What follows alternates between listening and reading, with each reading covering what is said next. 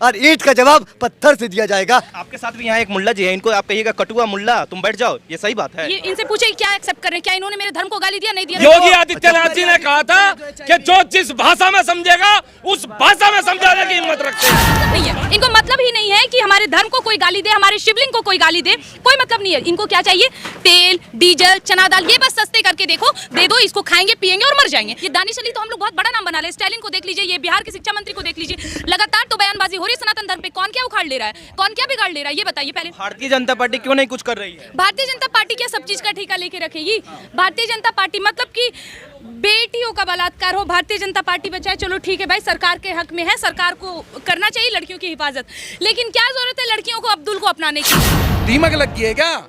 हमारे धर्म के एमएलए एमपीओ में दीमक लग गई है क्या? दीमक नहीं लगी है, अब जागरूकता है, यही हिंदुत्व। 5-5 आदमी मिलके बहुत सारा कांड कर देते हैं, 5000 आदमी मिलते हैं और क्या करते हैं? सनातन धर्म के खिलाफ जिसने कहा उसका पुतला जला रहे। मूर्ख, जब 5000 आदमी जमा कर लियो हो तो उसका पुतला क्यों जलाना? उस जीवित इंसान को जलाओ ना। आज सनातन धर्म को खतरे में है क्योंकि तरह तरह की टिप्पणीबाजी की जा रही राम की किताब पर। आज मैं पूछना चाहता हूँ, भारत का हिंदू क्यों सो रहा है, क्यों रोड पे नहीं आ रहा है, क्यों विरोध नहीं कर रहा है? अगर हिम्मत है, हाथ में मसाल लो, जो बलात्कार ये बीच चौराहे पर जला दो, दोबारा हमारे देश में बलात्कार नहीं होगा। जिस मुद्दे पे हर बार डिबेट होता है कि 2024 चुनाव आते आते यहाँ पे धार्मिक मुद्दे उछलने लगते हैं, भले लोग ये भूल जाते हैं कि विपक्षी ने शुरुआत किया। अभी भारतीय जनता पार्टी पे लगातार ये टारगेट होता रहता है ना, हिंदुत्व की पार्टी तो है लेकिन मणिपुर में कुछ नहीं बोल रही, हिंदुत्व की पार्टी तो है लेकिन जब हिंदू बहन बेटियों का लफ्ज याद होता तो भारतीय जनता पार्टी नहीं बोलती। लो, भारतीय जनता पार्टी ने अब दिल के भड़ास निकालना शुरू कर दिए, अब झेल सको तो झेलो, क्योंकि यही है असलियत। ये मेरे राम भक्त भाई हैं, अब पत्थर का जवाब बुलडोजर से दिया जाता है। सबसे पहला सवाल खुशबू जी आपसे कि जो सांसद में जो रमेश भदौरी साहब जो बोले हैं, सपा के जो राज्यसभा सांसद है दानिश अली, क्या है तुम चुप, तुम कटुआ है, तुम मुल्ला है, क्या इसका आप समर्थन करते हैं? इनका कंडेम करना चाहिए। अब सच्चाई क्यों ना स्वीकार करे भैया? क्या ये सच्चाई नहीं, ये सच नहीं है। मतलब देखिए, आप इस चीज को समर्थन करते हैं? हाँ बिल्कुल, अगर भारतीय जनता पार्टी के नेता का आंख आज खुल रहा है तो मैं समर्थन करती हूँ। आपके साथ भी यहाँ एक मुल्ला जी है, इनको आप कहिएगा कटुआ मुल्ला, तुम बैठ जाओ, ये सही बात है? ये इनसे पूछे क्या एक्सेप्ट कर रहे हैं, क्या इन्होंने मेरे धर्म को गाली दिया, नहीं दिया? तो मैं नहीं गाली नहीं दूँ। दानिश अली ने धर्म को गाली दिया? दानिश अली का क्या था? उन्होंने एक मिनट नहीं, बीच में उन्होंने जिस तरह का लैंग्वेज इस्तेमाल किया, और ना ही ये कोई इकलौते नहीं है, ये दानिश अली तो हम लोग बहुत बड़ा नाम बना रहे हैं, स्टालिन को देख लीजिए, ये बिहार के शिक्षा मंत्री को देख लीजिए, लगातार तो बयानबाजी हो रही है सनातन धर्म पे। कौन क्या उखाड़ ले रहा है, कौन क्या बिगाड़ ले रहा है, ये बताइए पहले। भारतीय जनता पार्टी क्यों नहीं कुछ कर रही है? भारतीय जनता पार्टी क्या सब चीज का ठेका लेके रखेगी? भारतीय जनता पार्टी मतलब कि बेटियों का बलात्कार हो, भारतीय जनता पार्टी बचाए, चलो ठीक है भाई, सरकार के हक में है, सरकार को करना चाहिए लड़कियों की हिफाजत, लेकिन क्या जरूरत है लड़कियों को अब्दुल को अपनाने की? भाई हमारे धर्म में के लोग हैं ना, तो आप उनसे विवाह करिए, लेकिन उसके बाद भी टारगेट कौन? भारतीय जनता पार्टी। यहाँ पे देखिए ये चीज हो क्यों रहा है पता है? सबसे अहम कारण यही है क्योंकि इनको पता है कि ये हिंदू है, इनको कोई मतलब नहीं है, इनको मतलब ही नहीं है कि हमारे धर्म को कोई गाली दे, हमारे शिवलिंग को कोई गाली दे, कोई मतलब नहीं है। इनको क्या चाहिए? तेल, डीजल, चना दाल, ये बस सस्ते करके देखो, दे दो, इसको खाएंगे पिएंगे और मर जाएंगे, इससे ज्यादा इनको मतलब नहीं है। जब नुपुर शर्मा का बात आया था, नुपुर शर्मा के खिलाफ पूरे देश ही नहीं विदेशों में भी कार्यवाही हो रही थी, सभी जगह से उनके खिलाफ मोर्चा निकल रहा था, सर काटने की धमकी दी जा रही थी, लेकिन आए दिन लगातार बार बार हर बार हमारे शिवलिंग को, हमारे 33 कोटि देवी देवता को गाली दिया जाता है, तो इनके चू क्यों नहीं रेंगते? और सबसे बड़ी बात तो सवाल है खुशबू जी कि तब इनका चू क्यों नहीं रेंगता है भारतीय एग्जैक्टली क्योंकि आज रोंगे जब आपको गाली दे दी। नहीं, मैं आपको बता रही हूँ इसका सबसे अहम रीजन क्या है। भारतीय जनता पार्टी उसकी लगाने का काम कर रही, समझ रहे हैं, पिन करने का, कि बेटा तुम याद रखो कि तुम हिंदू हो, तुम ये भूल गए हो, अब तुमको अगर याद आ गया हिंदू हो तो अपने बहन बेटी का इज्जत बचाओ, अपने धर्म को बचाओ। और दूसरी नंबर बात कि मैं सबसे अहम मुद्दा, बहुत भड़काऊ लगेगा लेकिन एकदम सच्चाई बताइएगा, 5-5 आदमी मिलके बहुत सारा कांड कर देते हैं, 5000 आदमी मिलते हैं और क्या करते हैं? सनातन धर्म के खिलाफ जिसने कहा उसका पुतला जला रहे। मूर्ख, जब 5000 आदमी जमा कर लियो हो तो उसका पुतला क्यों जलाना? उस जीवित इंसान को जलाओ ना, उस जीवित इंसान को जलाओ। अगर एक बार ये हो गया, अगर एक बार ऐसा हो गया तो देखो किसी के माँ की इतनी दम नहीं है कि हमारे सनातन धर्म के खिलाफ कोई बोल दे। अगर हिम्मत है तो ये करके देखो, जो वी वांट जस्टिस करके लेते हो ना कैंडल जला के, अगर हिम्मत है हाथ में मसाल लो, जो बलात्कार ये बीच चौराहे पर लो, दोबारा हमारे देश में बलात्कार नहीं होगा। करना है तो ये काम करो, बोलने से कुछ नहीं होगा। इसका अर्थ ये है कि खुशबू पांडे ये कह रही है कि कानून अपने हाथ में ले लो। चलिए, कानून क्यों बना है? इंसान को बचाने के लिए ना, है ना? अब कानून की हिफाजत इंसान करे क्या, वो भी केवल हिंदू? कर तो रहे ना इतने सालों से। अब दूसरी नंबर बात, मैं अपने आदर्श मैं बहुत ज़्यादा नहीं, बस एक शब्द में इस पूरे बात को ख़त्म कर दूंगी। जिस मुद्दे पे हर बार डिबेट होता है कि 2024 चुनाव आते आते यहाँ पे धार्मिक मुद्दे उछलने लगते हैं, भले लोग ये भूल जाते हैं कि विपक्षी ने शुरुआत किया। ठीक है, एक बात बताती हूँ मेरी आइडल है, जिनके बलबूते आप मुझे पहचान रहे हैं, कविता तिवारी जी। निर्जला शुष्क सी धरती पर कायरता जब कुंभलाती है, जब घटा टोप अंधियारे में स्वातंत्र घड़ी अकुलाती है, जब नागफनी के पारिदास दृश्य बताया जाता है, जब मानव को दानव होने का बोध कराया जाता है, तब धर्म युद्ध के लिए हमेशा शस्त्र उठाना पड़ता है। देवी हो अथवा देव रूप धरती पर आना पड़ता है। ये बस। मैं एक बात कहना चाहूंगा भाई। एक मम्मन नाम का बंदा था जिसने संसद में खड़े होकर के बोला था तुम आ करके देखो प्याज सी फोड़ दूंगा।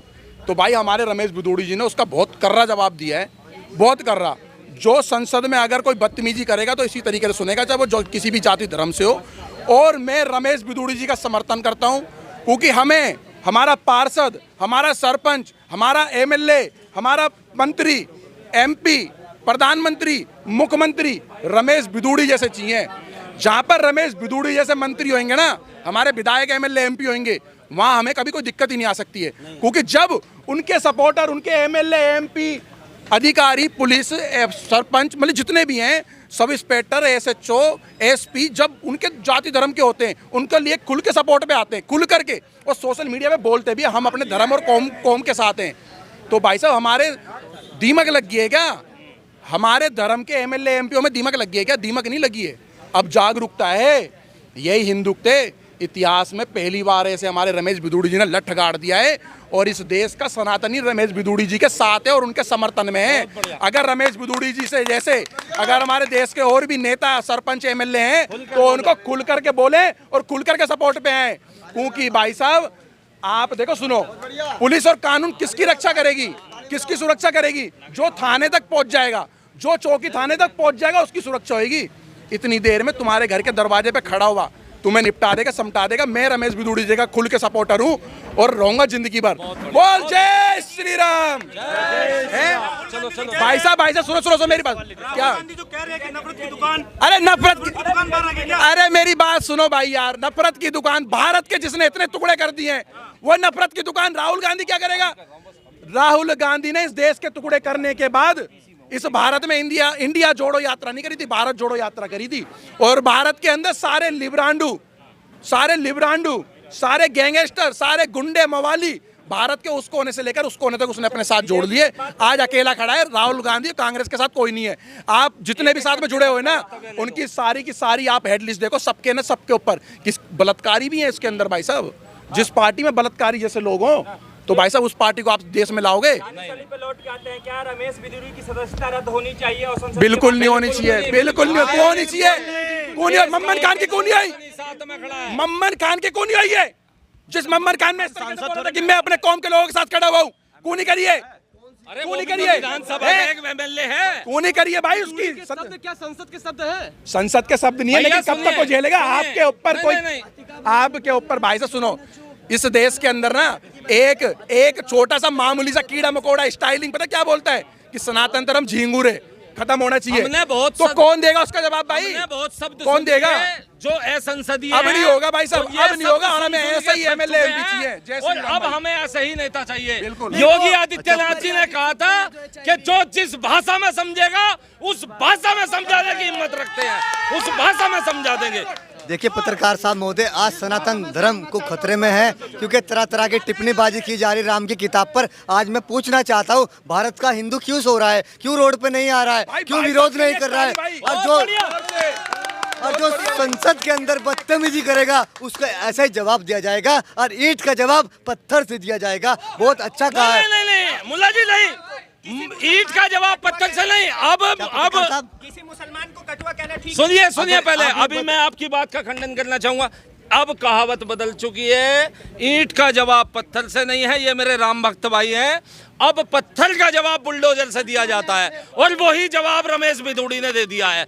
इसी लहजे में जवाब देना पड़ेगा। आपने प्रश्न किया कि हर उसको बोलना, क्या प्रश्न था?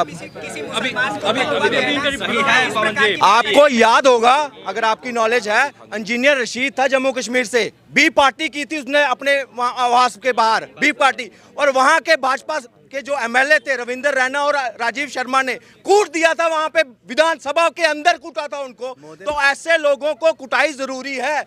महोदय पत्रकार साहब, अभी ओवैसी साहब के साथ भी ऐसा ही होना है। बहुत बढ़िया। आपको पूर्ण रूप से इस बार 2024 लोकसभा चुनाव से पहले सियासी बयानबाजी अपनी हदें पार कर रही है।